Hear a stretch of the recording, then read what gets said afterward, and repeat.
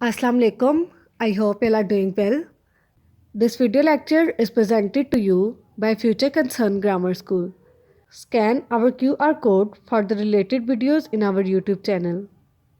This is our English Class 1 book which is based on Single Nation curriculum. अपनी book का page number 7 open करें। आज का हमारे पास टॉपिक है look at the pictures given below, say the names, the initial letters and their sounds. First है हमारे पास बी बा बुक, बी बा बुक। देन सी खा कैट, सी खा कैट। ए आ एप्पल, ए आ एप्पल। एच हा hen, एच हा hen। पी पा पेन, पी पा पेन। एन ना नेट, एन ना net.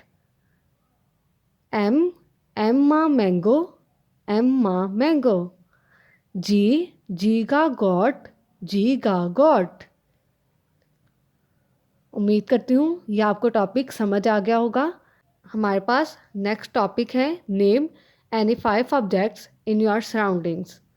Let's name a table, books, door, bag and pencil. वैसे तो हमारे पास काफ़ी चीज़ें हैं but we have selected 5 things. I hope you understood. Take care of yourself. अल्लाह हाफिज़।